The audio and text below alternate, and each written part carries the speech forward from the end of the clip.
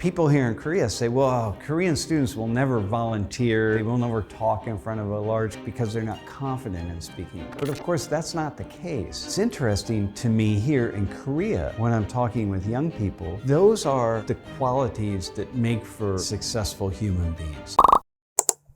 So I am Sam Richards, a professor of sociology at Penn State University. So I first learned of Korea in 1984 because I had a college classmate who was from Seoul. I see a sense of humility among Koreans, and I definitely see it among the students who come overseas and study in the United States. They're very reluctant to talk about how smart they are, how much they've studied, and how hard they work, and all of their accomplishments. I think this has been true really ever since I started teaching and meeting Koreans in the United States. But of course, now that I come here to Korea, I see that it's a common trait in the culture. Well, you know, in the West, we're taught that that we should have confidence, and confidence means that we should be the first one to speak and the first one to volunteer and the first one to put ourselves forward in any situation. And here, of course, it's very much the opposite of that. You don't want to be the nail that sticks up because you get pounded down by the hammer. You know, so on the one side, once again, is this kind of sense of, say, Koreans being a little bit more reserved and less willing to put themselves out into the front. So it's going to lead people to like them because we don't see Koreans as really trying to drive something and force other people to be a certain way. But then we also don't see Koreans as, you know, being people who we can follow necessarily. When in fact, very oftentimes what I see among my students is Koreans and East Asians who are oftentimes maybe the last one to speak, but the ones with the really most interesting idea. The quiet people are the ones who are observing so many situations, and then they come forward with some interesting idea. When they sit on the table or when they're volunteering, and they watch the kinds of things they say and the way they hold themselves, how they speak into the microphone. And then the Korean students say, okay, I'm supposed to do that. This is how I have to be. And so then they're much more likely to blend in with everybody else because they're simply doing what is expected of them in this classroom. And so, you know, here in Korea, many people learn English, and they learn it quite well. They learn to read it, they learn to write it, and then they often learn to hear it. But they don't often learn to speak it because speaking requires a certain sense of putting yourself out into the world and taking risks to be wrong. In a culture like this, the goal is to blend in and to be connected with everybody else. Well, one thing you don't want to do is be wrong, because being wrong means that you're breaking some kind of rule. So very often when Korean students volunteer in my class, before the class starts, I will speak to them directly and I will say, listen, I'm not going to ask you for the right answer. I'm going to ask you for what you see and what you understand. So if you think I'm asking you for the right answer, you're going to say, I don't know. I don't want you to not know. I want to know what you understand to be true. So if I don't do that, then Koreans will often say, well, I'm not sure,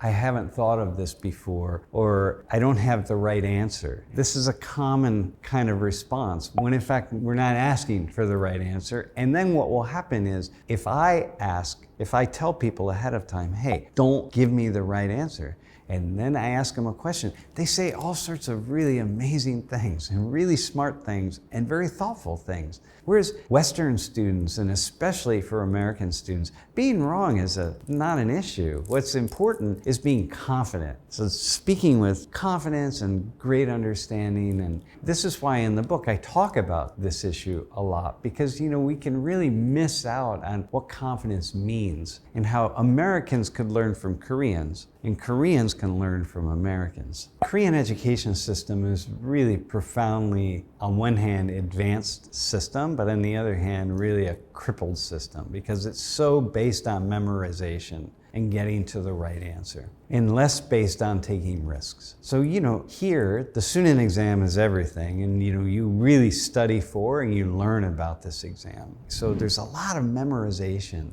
that goes into doing really well on that exam and learning all the formulas for getting to the right answer and this kind of thing.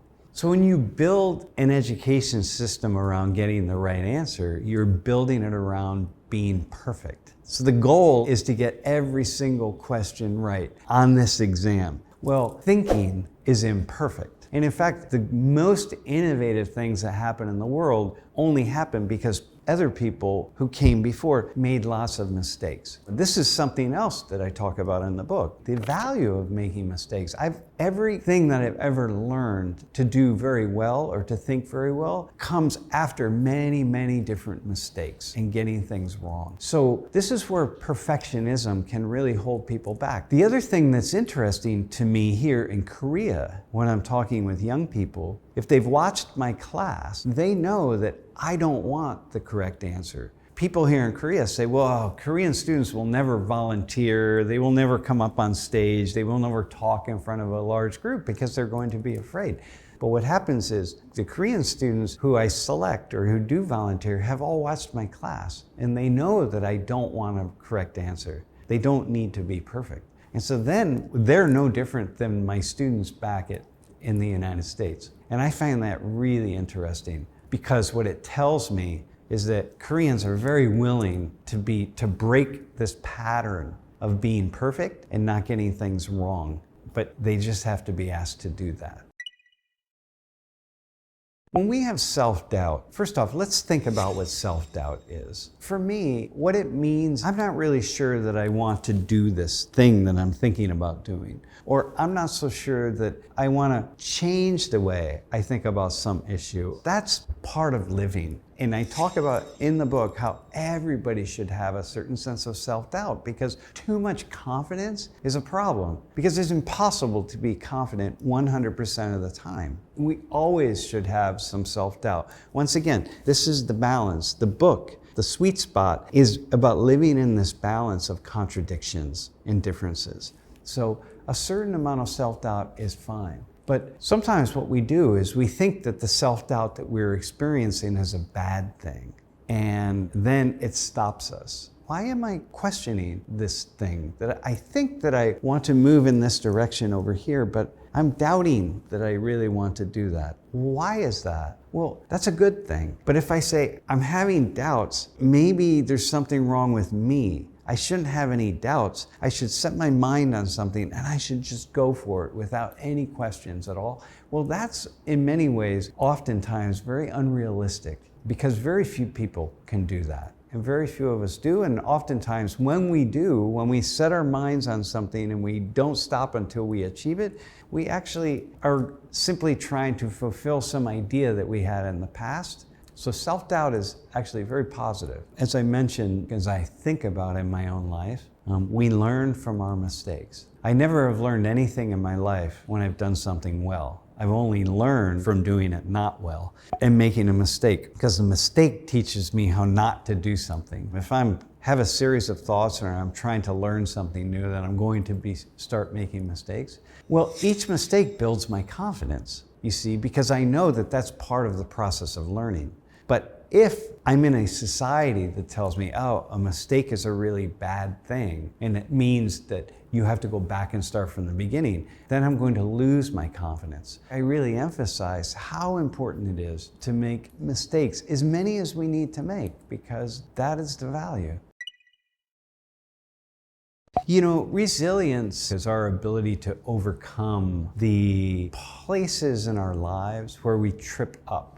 We stumble, as we say in English, yet we keep going. I don't mean that we keep going toward the goal that we had. I talk about this in the book, but sometimes it means, well, I trip up. Maybe I should stop and reassess or rethink about what it is that I'm doing and what it is that I'm thinking. Because, you know, sometimes we're not supposed to achieve a certain goal. Sometimes we're supposed to have in our mind, you know, my goal is to go to medical school. And so I work really hard to go to medical school, but I don't achieve it. I don't get into medical school. Well, maybe I'm not supposed to be into medical school, but what was important for me was to push myself in that direction. And then over time, because I pushed myself in that direction, other doorways opened up. And these other doorways open up really become the most important doorways for me. And resilience is the ability to stumble to see a locked door, to encounter something that's not really happening for us, and yet be very comfortable in ourselves with knowing that, hey, this is not happening.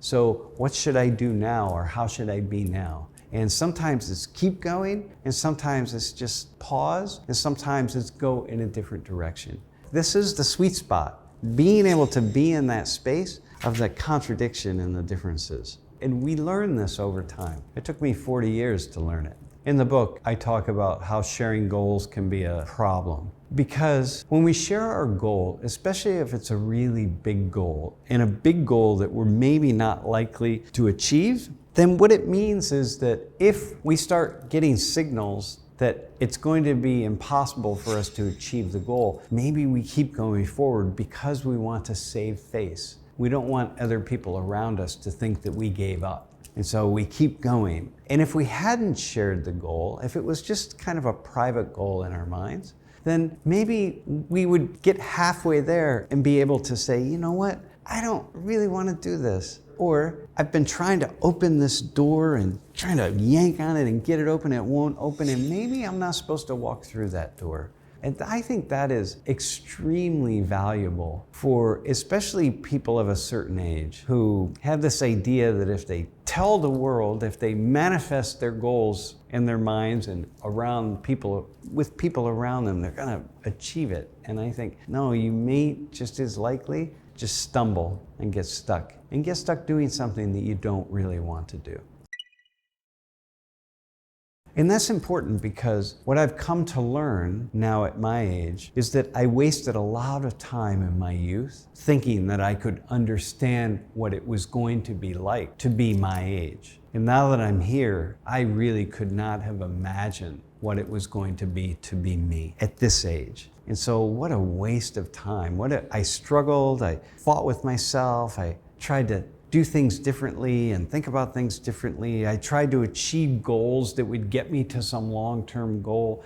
All the while, what I needed to be doing was just live in the space that I was, succeed and fail, live in the balance, and not worry about the long-term goals, because if I do this thing right now, it's as though the world, the life force, has these invisible hands that will just reach out and pull me into the future. It's not even me. It's just the life that I've created is just pulling me along.